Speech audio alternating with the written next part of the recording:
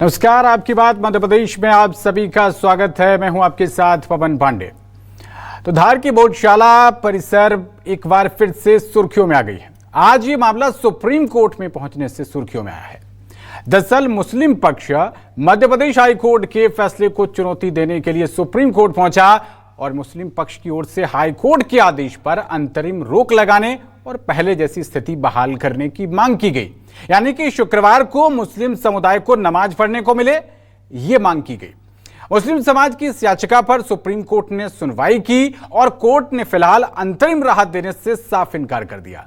साथ ही supreme court ने मध्य प्रदेश सरकार को धार भोजशाला मंदिर के पास नमाज के लिए कोई खुला स्थान देने को कहा। कोर्ट ने कहा कि हर शुक्रवार दोपहर 1 बजे से 3 बजे के बीच नमाज के लिए खुली जगह दी जाए। और इसके साथ ही सुप्रीम कोर्ट ने यह भी कहा कि एएसआई बिना कोर्ट की मंजूरी के परिसर में किसी भी तरह का बदलाव ना करे, निर्माण कार्य आदि बिल्कुल ना करे। और आप सब जानते ही हैं कि 15 मई 2026 को मध्य प्रदेश हाई कोर्ट ने अपने फैसले में भोजशाला परिसर को मां सरस्वती का मंदिर माना था और हाई कोर्ट ने भोजशाला परिसर में नमाज अदा करने पर रोक लगाते हुए हिंदू पक्ष को पूजा अर्चना का अधिकार दिया था। लेकिन हाईकोर्ट के फैसले से मुस्लिम पक्ष संतुष्ट नहीं है और सुप्रीम कोर्ट के दरवाजे पर पहुंच गया है। आज इसी मुद्दे पर करेंगे आपकी बात मध्य प्रदेश।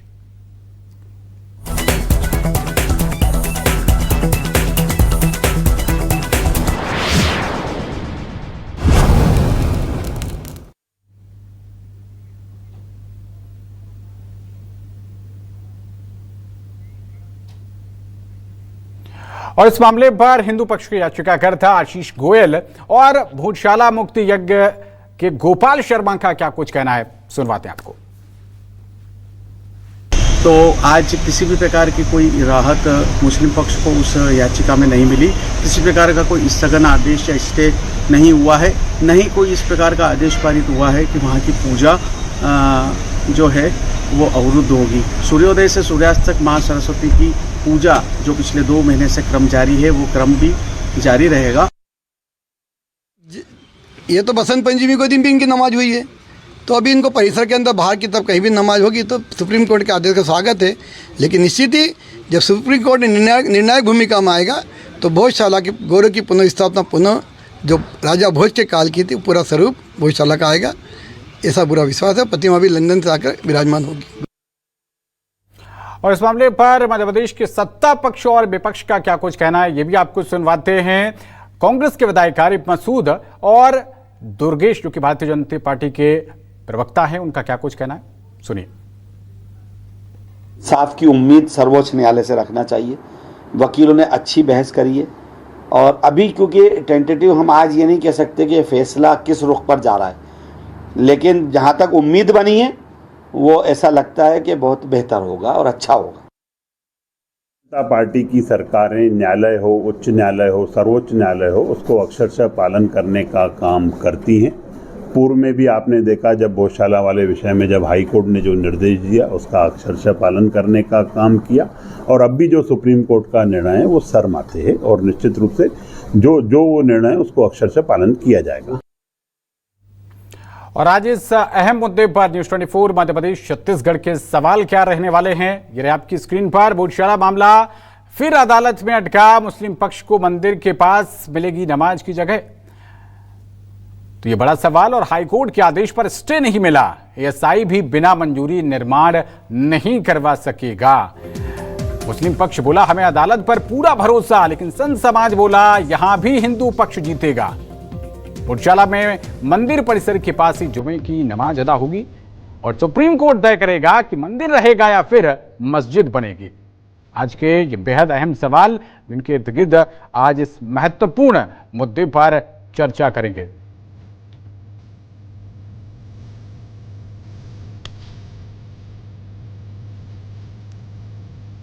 तो आइए चर्चा की शुरुआत करते हैं और हमारे साथ मेहमानों का एक बहुत ही खास पैनल जुड़ रहा है, आपका परिचय करवा देते हैं। हमारे साथ हाफिज गुलाम सरवर राष्ट्रीय प्रवक्ता हैं ऑल इंडिया यूनाइटेड मुस्लिम मंच के। इसके साथ ही हमारे साथ बीजेपी प्रवक्ता निशांत बिसेन और कांग्रेस पार्टी की प्रवक्ता रोशनी यादव जी भी जुड़ गई हैं। आप तीनों का बहुत स्वागत न्यूज़ 24 मध्य प्रदेश छत्तीसगढ़ पर और आप सभी को मेरा नमस्कार। सबसे पहले गुलाम सरवर साहब, आपसे ही पहले सवाल रहेगा, क्योंकि आपका पक्ष ही ये मुद्दा सुप्रीम कोर्ट लेकर पहुंचा है। स्टे नहीं लगाया गया, आप इसको झटका मानते हैं?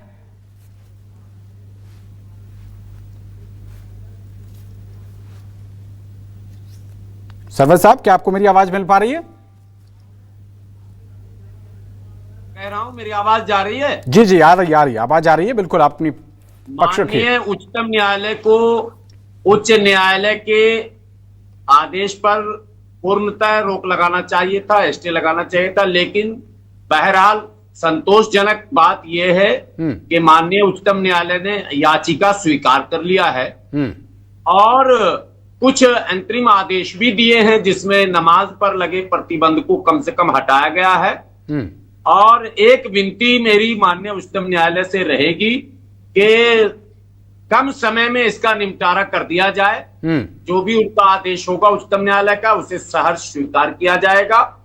चूंकि इस तरह के विवाद देश में अगर लंबे चलेंगे तो उससे देश का, समाज का नुकसान होगा, इसलिए जितनी जल्दी हो इसका निपटारा भी कर दिया जाए। जी। फास्ट जो जिस तरह से अयोध्या मुद्दे पर एक अंतिम क्षण में रैपिड सुनवाई की गई थी, उसी तरह से इस तरह के सभी विवादों में जितनी तेजी से सुनवाई हो सके संभव किया जाना चाहिए। यह विनती है, यह निवेदन। रही बात दावे प्रतिदावे, या अदालत में सारे लोग अपनी अपनी बात जो है प्रस्तुत करेंगे और माननीय उच्चतम न्यायालय देखेगा इसके दावे में क्या दम है, क्या त्रुटि है, क्या कमी है, और जो आदेश होगा उससे स्वीकार किया जाएगा उसे। बिल्कुल। हालांकि आदेश तो दिया गया था उच्चतम न्यायालय के द्वारा, नहीं उच्च न्यायालय के द्वारा दिया गया, लेकिन वो आदेश तो आपको समझ नहीं आया। और सुप्रीम कोर्ट भी अगर वैसा ही फैसला दे देता है, फिर तब क्या सोचेंगे आप? कुछ भी नहीं सोचेंगे। अगर सुप्रीम कोर्ट भी वैसा ही फैसला देता है, स्वीकार किया जाएगा। भाई, देश में संविधान का राज है, तो उच्चतम न्यायालय के आदेश को चुनौती देने के लिए तो कोई न्यायालय है नहीं जी। उच्चतम न्यायालय का आदेश तो अंतिम आदेश है, तो उसे मानना है, वो बाध्यकारी है। ठीक है। लेकिन हम लोगों को विश्वास है कि उच्चतम न्यायालय सारे पक्षों को सुनेगा, समझेगा और जो साक्ष्य हैं उसके आधार पर जो मुनासिब होगा वो फैसला सुनाएगा उच्चतम न्यायालय। ठीक है, इसमें कोई इब्बट की बात नहीं है। ओके, उच्चतम न्यायालय जाना हमारा अधिकार था। वो आप ये सवाल कर रहे हैं कि फैसले तो आ गए थे, फैसले तो निचली अदालतों से आते हैं, लेकिन लोग जाते हैं हमेशा ऊपर। तो मस्जिद पक्ष भी गया, मुस्लिम पक्ष भी गया है। ठीक है, ओके। अदालतों में जाना कोई गलत थोड़ा है? नहीं नहीं, बिल्कुल नहीं, ये तो आपका अधिकार है और कहा भी गया था आपसे। लेकिन आपकी जो पहली उम्मीद थी वो आज पूरी नहीं हो पाई। आपने स्टे लगाने की बात कही थी, लेकिन स्टे जैसा कुछ लगा नहीं। खैर, मैं सेकंड राउंड में आपके पास वापस आऊंगा, चर्चा को आगे बढ़ाते हैं। कर ली गई है, बहुत बड़ी बात है। बिल्कुल बिल्कुल, आप उसको पॉजिटिवली ले रहे हैं। और निशांत बिसेन जी, सत्ता पक्ष होने के नाते और सनातनी पार्टी भी कहा जाता है आपको, उसके नाते कैसे देखते हैं आप आज के इस डेवलपमेंट को? जी, भारतीय जनता पार्टी का प्रवक्ता होने के नाते मैं पवन जी यही कहूंगा कि हम लोकतांत्रिक संस्थाओं को मानने वाले लोग हैं, हम इस देश की संवैधानिक संस्थाओं को मानने वाले लोग हैं, हम इस देश की न्यायपालिका को मानने वाले लोग हैं और उसका सम्मान करते हैं, उसके अनुरूप ही चलते हैं। हाईकोर्ट ने भी पहले जो फैसला सुनाया वो एएसआई के रिपोर्ट, पुरातात्विक खुदाई, अभिलेखों का अध्ययन, ऐतिहासिक दस्तावेजों का अध्ययन, उसके बाद अपना फैसला सुनाया था। हमने उसका भी सम्मान किया और अब आज जब सुप्रीम कोर्ट ने इस याचिका को स्वीकार किया है और एक फैसला सुनाया है, हम इसे भी स्वीकार करते हैं। मध्य प्रदेश में एक सभी के साथ सबका विकास, सबका विश्वास, सबका साथ की भावना के साथ चलने वाली हमारी डॉक्टर मोहन यादव जी की सरकार है और जो भी फैसला कोर्ट की तरफ से आएगा हम उसका सम्मान करते हैं, कानूनी प्रक्रियाओं का सम्मान करते हैं और जैसा भी होगा समय के साथ हम उन सभी चीजों का आदर करते हैं।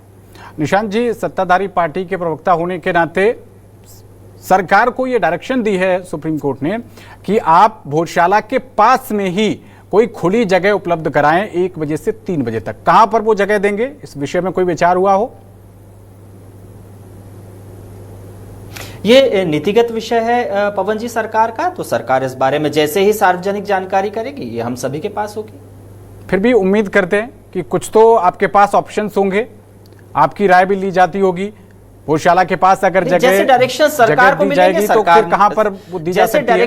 जैसे डायरेक्शन सरकार को मिलेंगे और सरकार अपने फैसले सार्वजनिक करेगी, सभी की जानकारी में होगा। बिल्कुल, मुझे लगता है कि अभी आप उस पर बोलने से बच रहे हैं। खैर आगे बढ़ते हैं और विपक्ष होने के नाते, जिम्मेदार विपक्ष होने के नाते रोशनी यादव जी, कांग्रेस पार्टी का क्या स्टैंड है?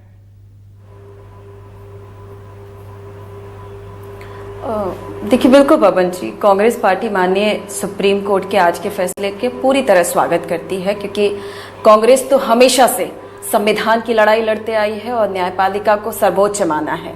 तो आज जो सुप्रीम कोर्ट ने जो भाजपा की ध्रुवीकरण की राजनीति थी, आपने इससे पुराने समय में भी देखा है कि केवल धार्मिकता को मुद्दा बनाकर, और मुझे लगता है कि ये बिल्कुल वेट एंड वॉच की स्थिति में बैठे रहते हैं कि कब कोई धार्मिक मुद्दा आए और उसको विवाद के रूप में उसको तूल दिया जाए, लेकिन ये भूल जाते हैं कि मध्य प्रदेश और देश में युवाओं को रोजगार चाहिए, बेहतर शिक्षा की व्यवस्था चाहिए, बेहतर स्वास्थ्य चाहिए। महंगाई पे इनकी चुप्पी सधी रहती है, लेकिन जब भी कोई धार्मिक विवाद निकल कर आता है उस पर ये उछल कर जो है अपनी बयानबाजी और अपने तर्क कहना ये प्रारंभ कर देते हैं। तो अभी आपने देखा कि हाई कोर्ट का जो फैसला था, जब सुप्रीम कोर्ट तक पहुंचे तो सुप्रीम कोर्ट ने बिल्कुल साफ शब्दों में कहा है कि कोई भी ऐसा आदेश ना दिया जाए जिससे तनाव पैदा हो, और एसआई को भी कहा है कि अभी किसी भी ढांचागत किसी भी उस पर कोई छेड़खानी न की जाए, उसको यथावत रहने दिया जाए। और एक बहुत ही अच्छा उन्होंने संदेश दिया कि एक उचित जमीन दी जाए,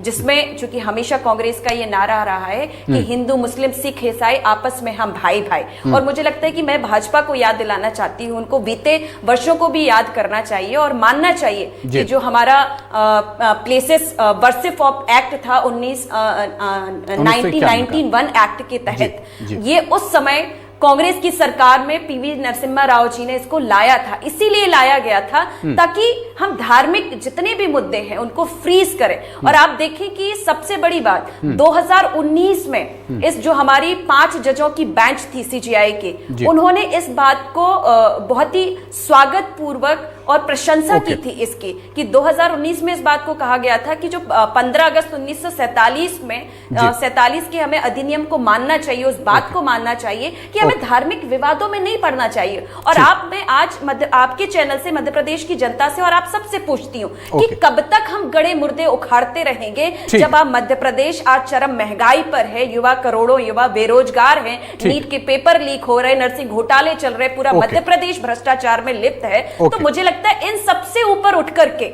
न्यायगत बात करना चाहिए और मध्य प्रदेश के भविष्य और युवाओं का भविष्य देखना चाहिए। ठीक है रोशनी जी, आगे आपकी बात है और सेकंड राउंड में फिर आपसे आगे चर्चा को आगे बढ़ाएंगे। आपकी बात आगे के समय पे मैं बस एक सेकंड बात कह के खत्म। ठीक है, पूरा कर लीजिए जी।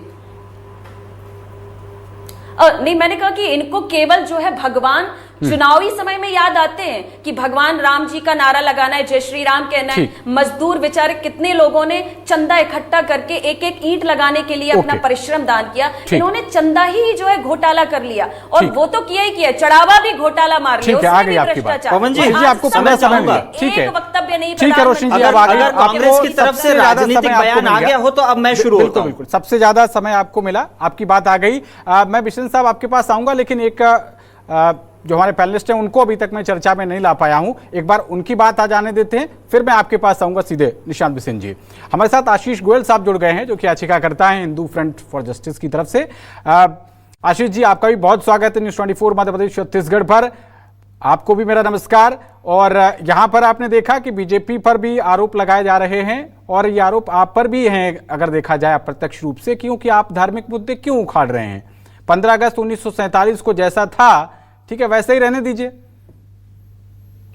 पहली चीज तो मैं ये स्पष्ट करना चाहता हूं कि भोजशाला जो है वो राजनीतिक विषय नहीं है, हिंदुओं के सत्ता का, स्वाभिमान का, आस्था का, विश्वास का विषय है।